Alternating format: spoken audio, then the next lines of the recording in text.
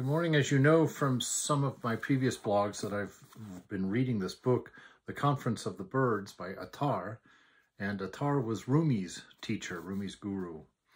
And as far as I can gather from this story, I picked it up for a while and then set it down and I've returned to it.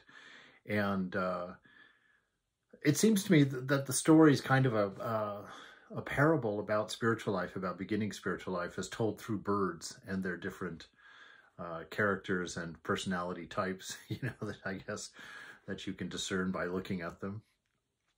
And at first, the first part of the book was all of them coming up with excuses on why, and this is my interpretation, of course, but of why spiritual life was too much of an endeavor and how it really wasn't a good match for them, and for all of the different reasons that people aren't interested in the spiritual pursuits.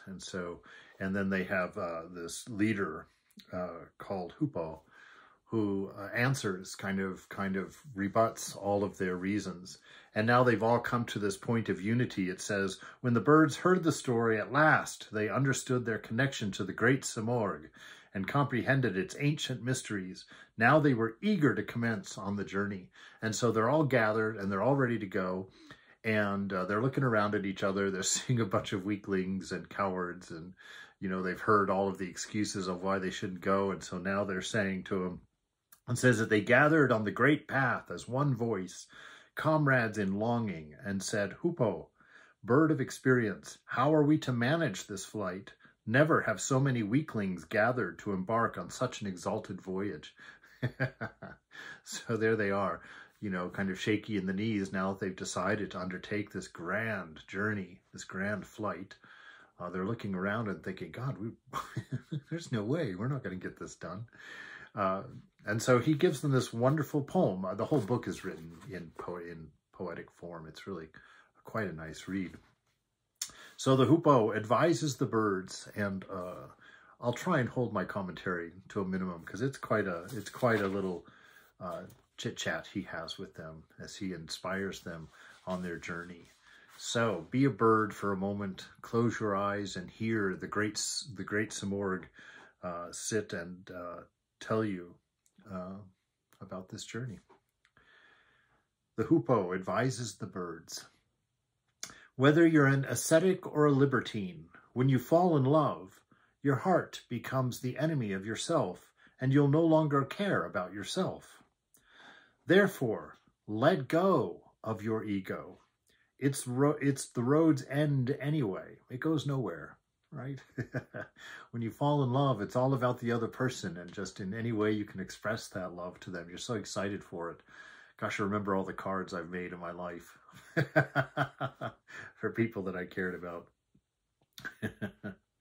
Therefore, let go of your ego. It is the road's end anyway. Ego is a dam that keeps you from the path.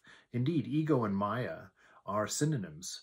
Your story that ties your moments together in an imagined narrative, forming your ego, owned by your ego, indulged in by your ego, that is the veil. That's the reason you don't see the divine within yourself.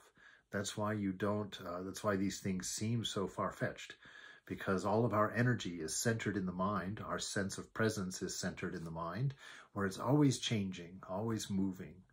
And so we can't see. So this egoism, in every tradition, interestingly enough, and this is what I really base this idea of a singular religion that encapsulates all of the world's traditions, that religion is not plural, comes from this notion that there's one central problem, that we've got this egoism that blocks our view of love, that blocks our manifestation of our nature, and it has to be done away with. And all the different religions are the different sets of practices and scaffoldings for removing that blindness from ourself. So, therefore, let go of your ego. It's the road's end anyway. Ego is a dam that keeps you from the path. Give up your eyes so that you may see. If you are told to abandon your faith or commanded to give up yourself, who are you to refuse? Renounce them both. Naysayers say that this is blasphemy. Tell them, love is above heresy and above faith. What does love have to do with belief or unbelief? What do lovers have to do with life's trappings? A true lover strikes a match to the whole harvest. If a hatchet is lifted over a lover's head, a lover of the path will say, "Do it." Love insists on the heart's bleeding pain. Love demands a gnarled and arduous tale.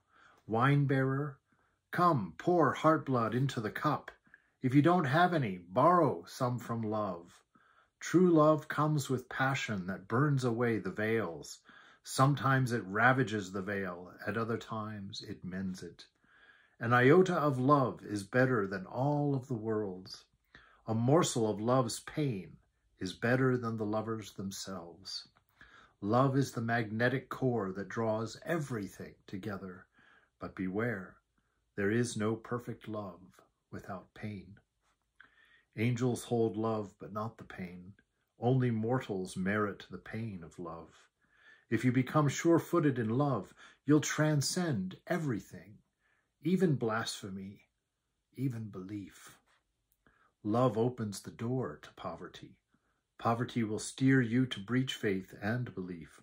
When you liberate yourself from all you believe and don't believe, that's when your ego disappears. Only then will you desire this journey. Only then will you deserve its mysteries. Staunch your fear and step forward. Leave faith and blasphemy behind. Don't worry. Don't be childish. Don't hesitate.